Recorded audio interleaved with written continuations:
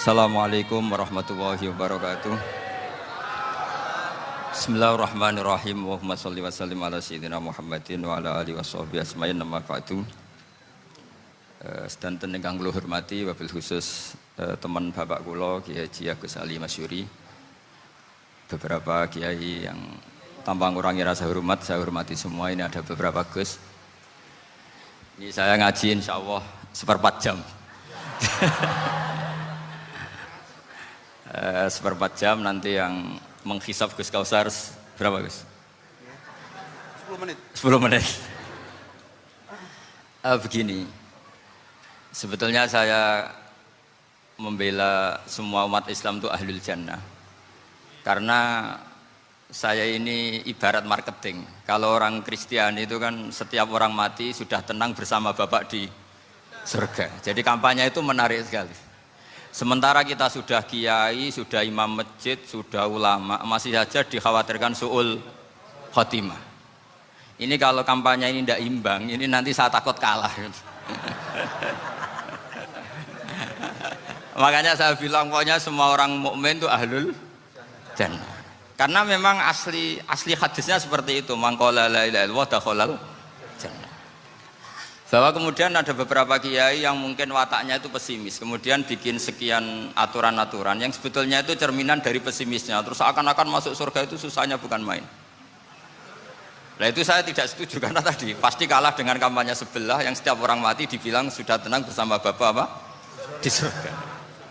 Jadi ini penting. Terus kedua saya bilang agama ini sudah begitu baik. Masa kunci surga sudah dibocorkan miftahul jannah la ilaha illallah. Masa sudah pegang kuncinya nggak jadi masuk surga, itu kan aneh. Ya sudah masuk saja, tapi tidak usah minta bantuan saya, masuk aja, kan sudah pegang kuncinya. Terus ketiga, kenangan terburuk saya ketika jadi kiai itu gini, saya ada beberapa guru SD datang ke saya. Ini agak-agak masalah besar. Gus boleh nggak buka ujian nasional yang masih disegel? Semua guru bilang nggak boleh, itu kriminal kan. Ada satu guru yang bikin analogi agak kacau. Boleh saja. Wong ujian di kuburan saja dibocorkan para kiai nggak apa-apa. Itu.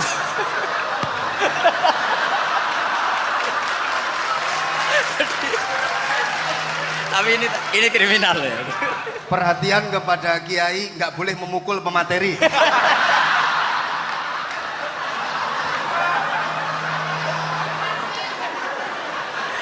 Jadi tentu itu analogi yang salah kan. Marrobuka kan, Tuhan kamu siapa, Nabi kamu.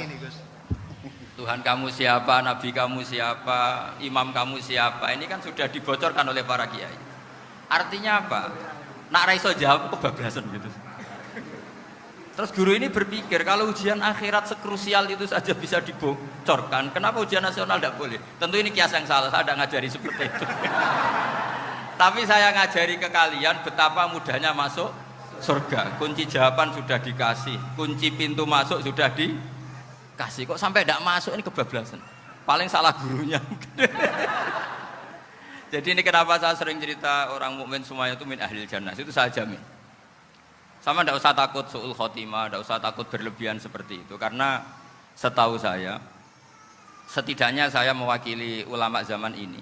Rata-rata guru kita ini bermadhab Syadzili dalam berkeyakinan berpikir tentang Allah. Di antara ini yang mulai saya ngomong serius, supaya tadi kan guyonannya sudah diambil Gus Reza sama Gus Kausar. Saya tahu kenapa mereka guyon. Kalau ngomong serius takut kalah sama saya. Pak Kasumik itu biar kita bukan untuk kita sekarang ditanya bener itu nama kamu.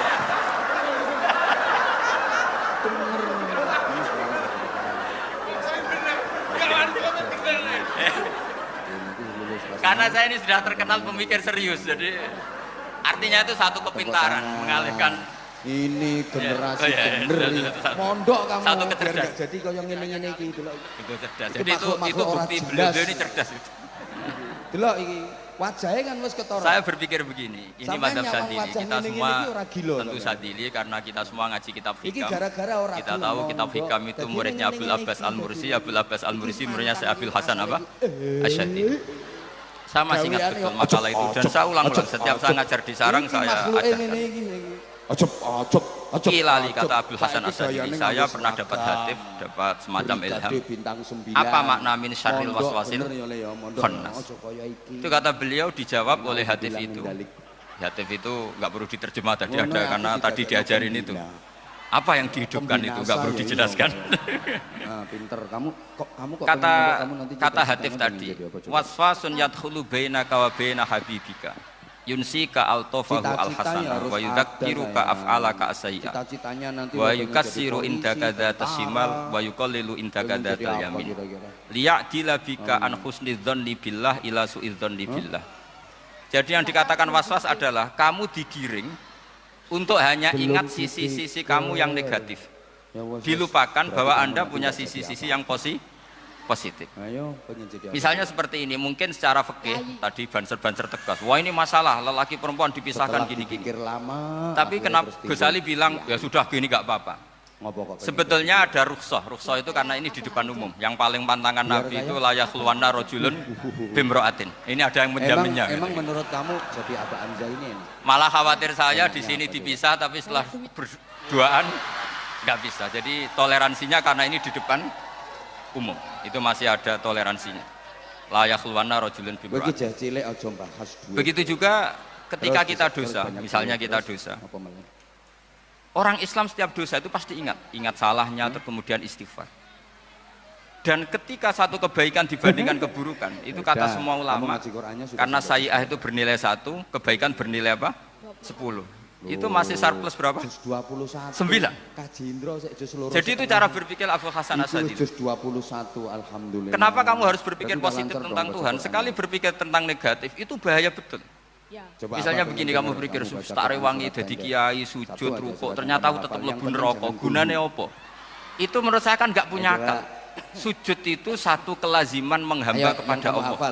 Normalnya seorang hamba itu ya sujud.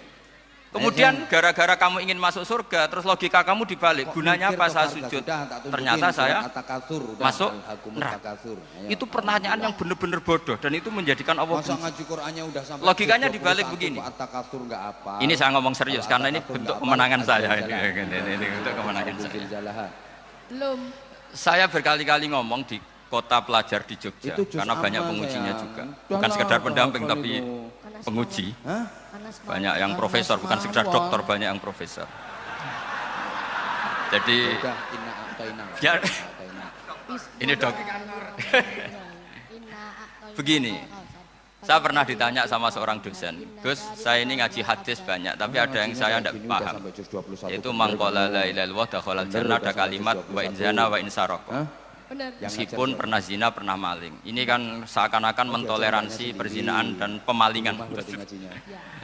Terus saya bilang, oh makna hadis itu seperti ini. Jadi kebenaran absolut, kebenaran yang mutlak itu tidak akan terganggu oleh status perilaku seseorang. Saya berkali-kali memberi contoh. Orang yang ditangkap KPK akan bilang 1 tambah 1 2. KPK-nya juga bilang 2. Rivalitas dalam politik, Pak Prabowo ya bilang 2, Pak Jokowi juga bilang 2. Orang yang zaniyah, yang lonte pun akan bilang 2. Muftinya juga bilang 2. Ketua MUI-nya juga bilang. Artinya gini. Kebenaran yang absolut adalah kebenaran yang siapapun akan meyakini seperti itu. Seperti 1 ditambah 1, 2. Kamu punya musuh bilang 2. Kalau ibu-ibu ini punya maru ya marunya bilang 2 tadi tambah mama. Enggak tahu saya terjemahnya apa tadi. Nah, kebenaran yang absolut itu kebenaran yang siapapun pasti mengakui. Dan uniknya begini, saya kalau saya pernah ngaji acara himmah, acara pondok sarang di Demak. Kalau kamu bilang 1 ditambah 1 menjadi 2, untuk mengatakan 2 itu kamu butuh hadiah enggak? Mereka semua jawab enggak. Kita semua enjoy saja mengatakan tembok itu putih. Kenapa? Karena memang putih. Kita mengatakan 1 tambah 1 2 karena memang kita tanpa presentasi dapat hadiah, dapat penghormatan. Kenapa untuk mengatakan Allah itu Tuhan kita butuh surga? Memangnya kalau tidak ada surga Allah tidak jadi Tuhan? Ini problem orang soleh-soleh yang terlalu pesimis. Makanya nanti orang-orang soleh itu masuk surganya berat. Nusa dan bangsa.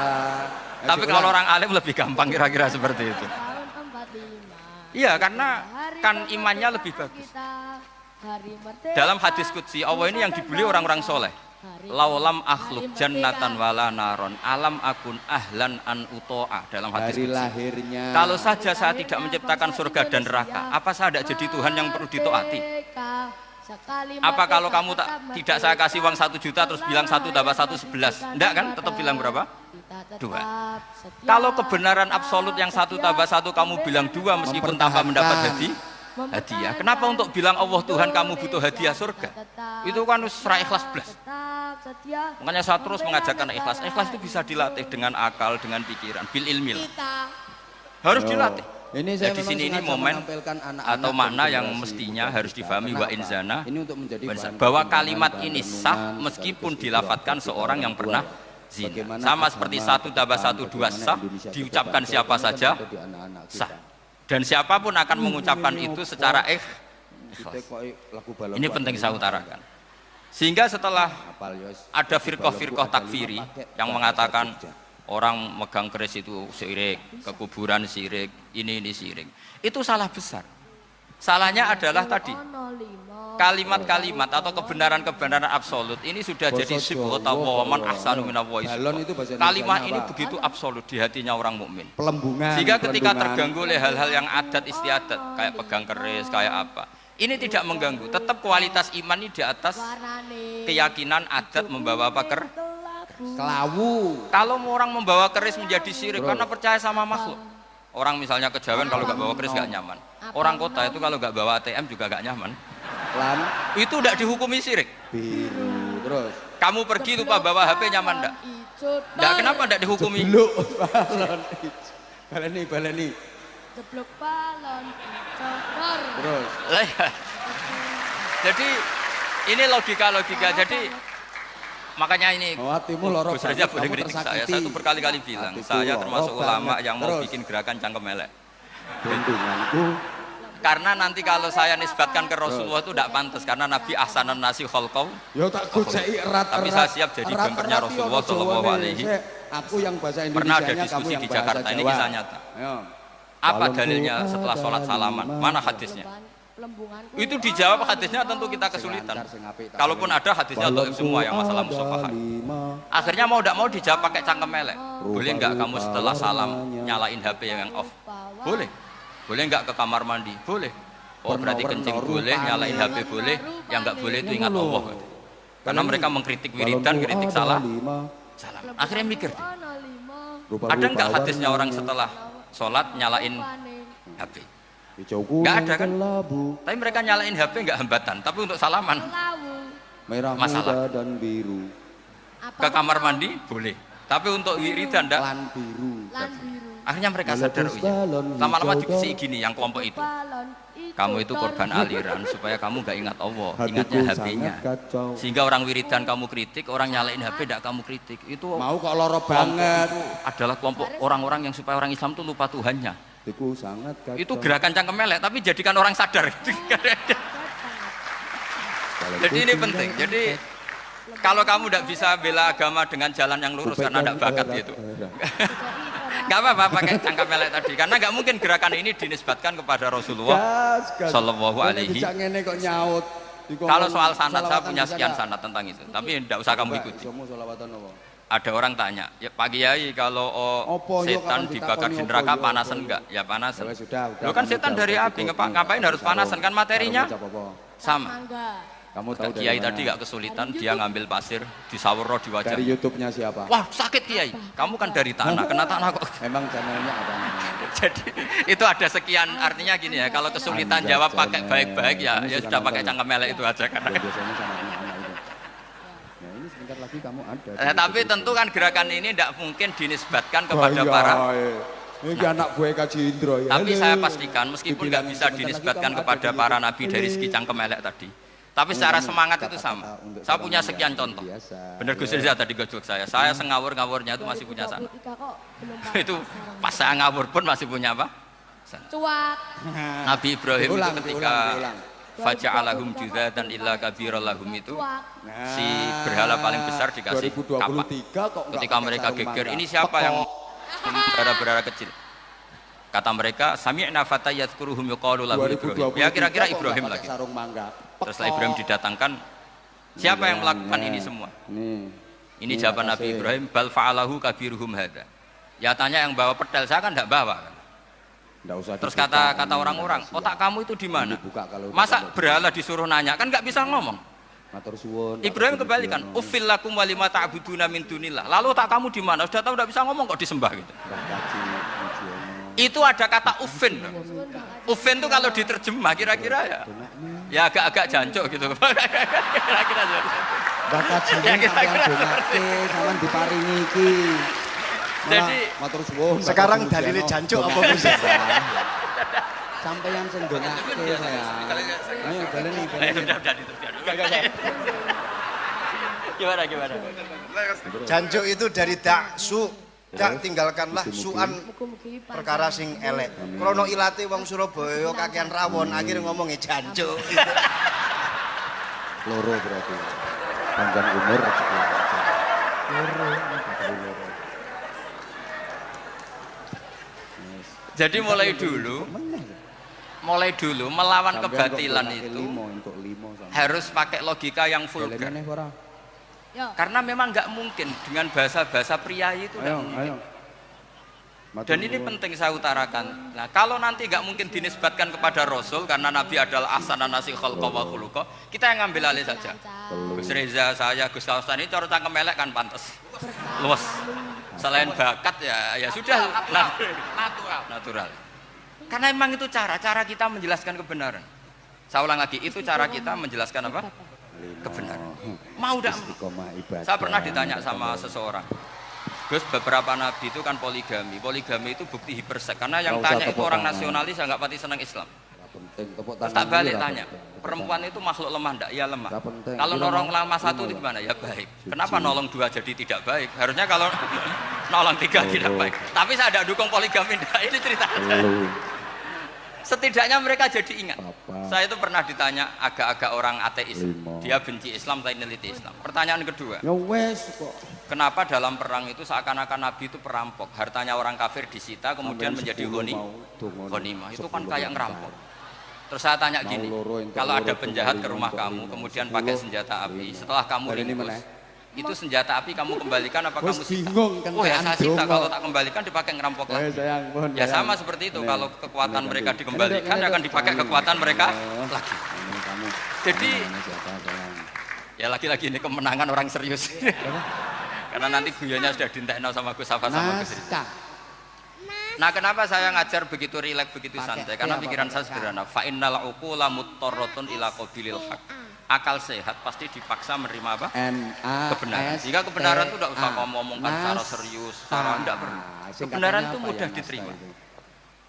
Saya itu pernah ngaji berkali-kali di Jogja di mana-mana sampai ada buku Ya udah. seorang Kamu udah dokter sekolah nulis belum? tesisnya itu bangga lagi menjadi muslim setelah ngaji saya itu. Karena saya menerangkan itu ringan. SD Pakdes. Orang Umur Islam kamu itu harus SD? mencintai Allah. Ciri utama cinta itu tidak tegang, rileks. Berapa?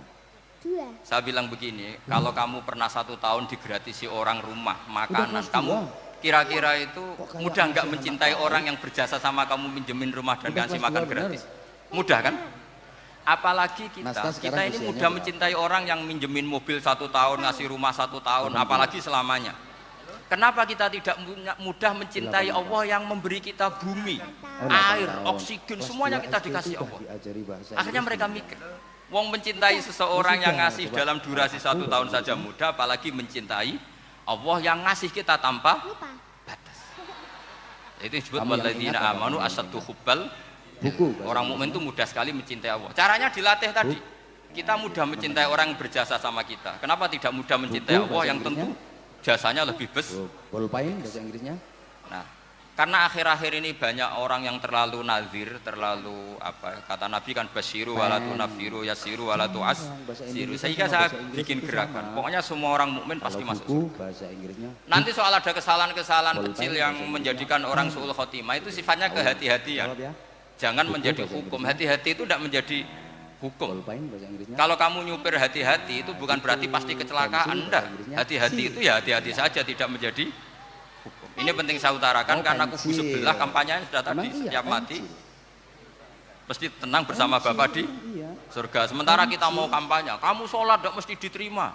Haji tidak mesti diterima. Sabun bahasa Inggrisnya soap. Jadi kiai tidak mesti masuk surga. Coba kalau kita kampanye gitu terus, yang mau jadi muslim itu siapa? Bahasa Inggris, bahasa Indonesia itu sama. Kursi, Jadi ini sudah tak perhitungkan matang-matang saya milih macam seperti itu. Ya ini saya pikir sudah, ini pembandingnya supaya punya waktu. Itu kelapa muda degan. Pohon pisang gebok. Melihat gelok. Tiba ke jelungut delok. Nah ini yang sesi terakhir ya, sesi terakhir. Saya akan cerita begini karena Tinggal saya Gus, ada iklan sebentar dari ibu-ibu. Pentolan mic kurang dekat ke mulutnya Gus Bah.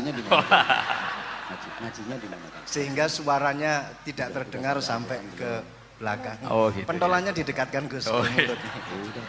ini kalau ngomong konotasinya itu mesti nyerempet. Sudah apa ya? Sudah ahlinya di situ. Ya malah ada di situ.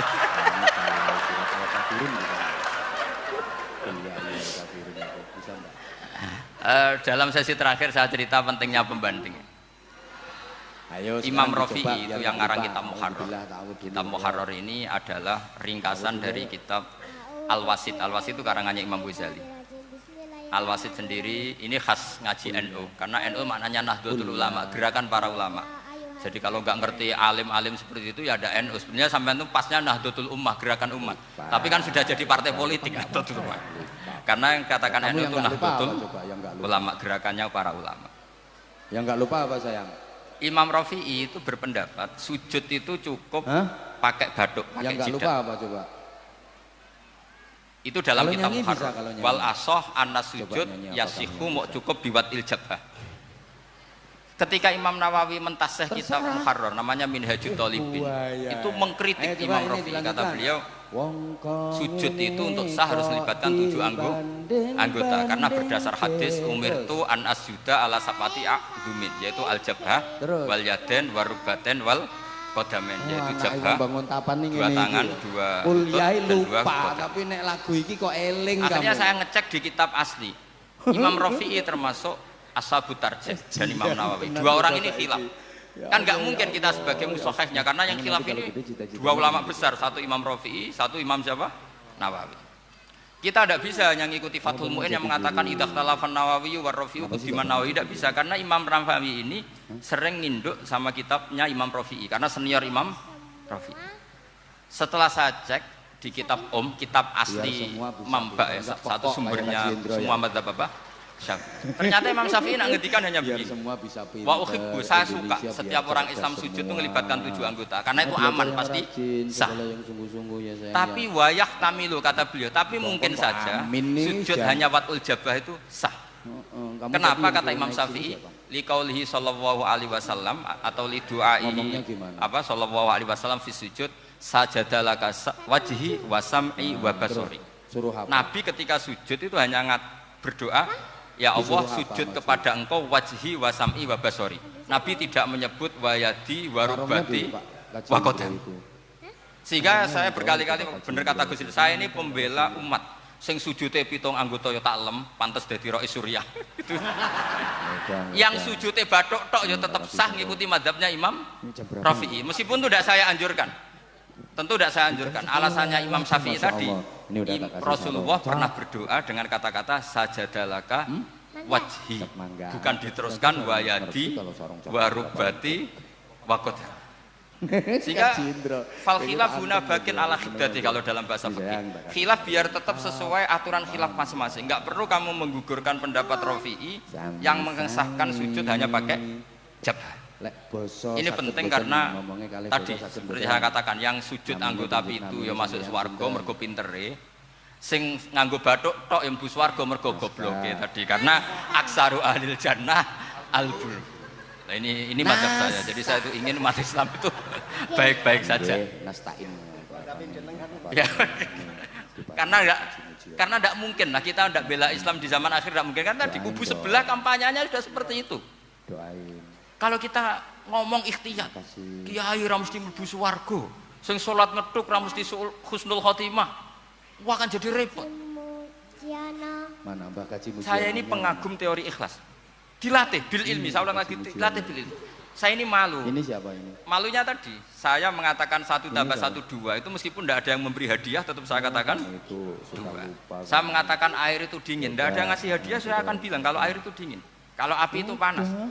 Emang Untuk kurang. hakikat-hakikat seperti itu saja saya jujur kurang. tanpa ingin Nah, imbal. kamu mintanya berapa? Tapi ketika hakikat mengenai Allah kok saya minta imbalan surga dan neraka ini apa-apa? 100 ini. Kira-kira gitulah. Rois Suryah macam apa gitu?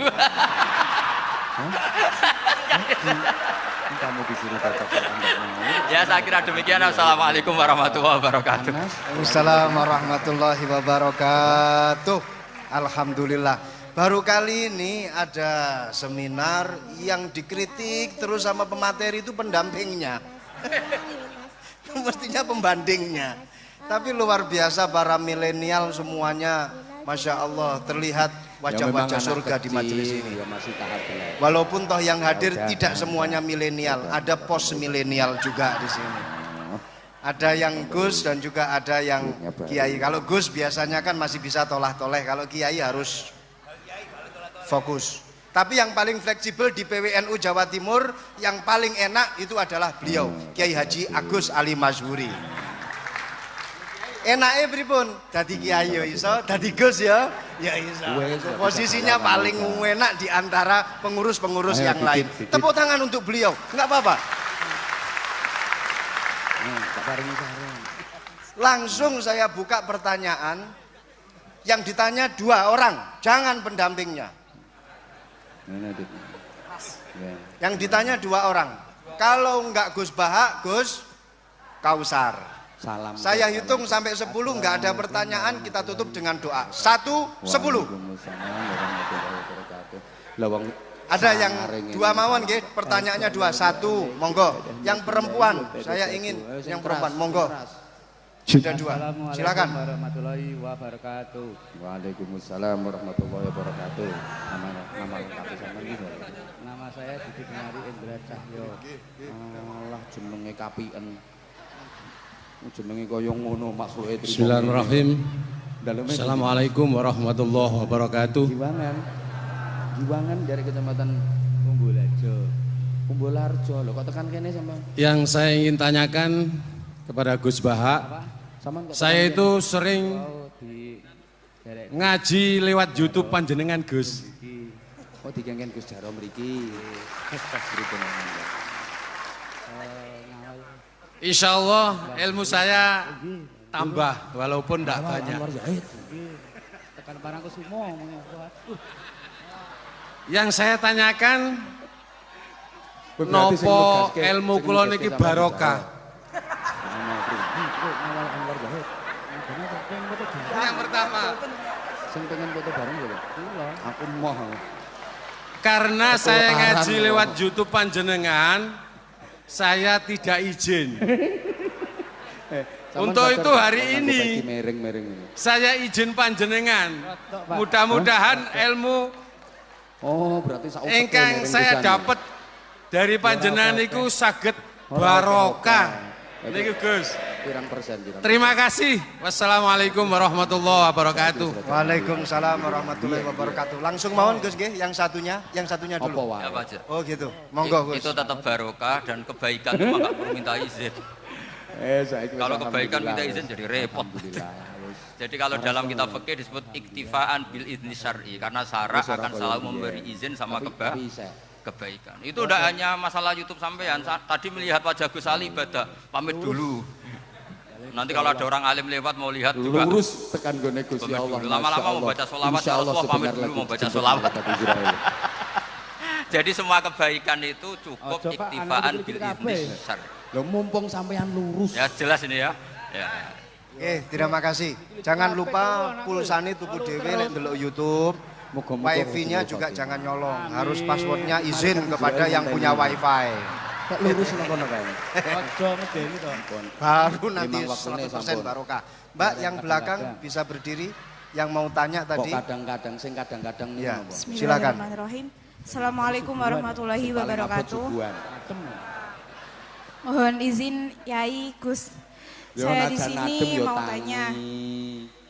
Selain sing sebagai marake abot, pelajar ngopo sing marake abot? santri, saya juga sebagai seorang mahasiswi di salah satu universitas di Surabaya. Yang saya tanyakan sebagai pemuda milenial, kita semua tahu bagaimana keadaan demokrasi negara Indonesia saat ini. Tapi ora oleh Yang saya tanyakan bentuk dari hubul waton minal iman. Hubul waton di sini, bolehkah saya sebagai seorang mahasiswi menyuarakan pendapat saya, berjuang bentuk ijtihad demi keadilan berupa demonstrasi.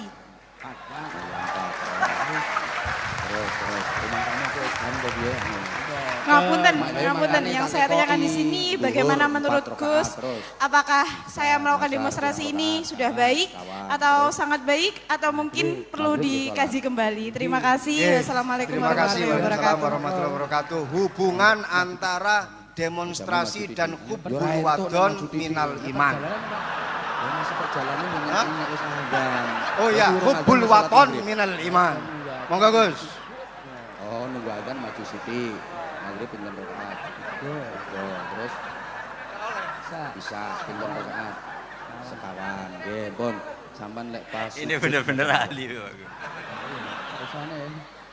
Lagi mau coba. Begini kan demonstrasi itu kan makna pokoknya itu kan apa? Subhanallah. Memperlihatkan. Makanya demonstrasi kekuatan maknanya ya show ya, memperlihatkan satu apa? Kekuatan. Pokoknya jelungkir. Sehingga kalau dalam Islam itu ya fleksibel, asal itu tidak merugikan orang lain, tidak anarkis, tidak mudarat bagi kelompok lain tentu boleh.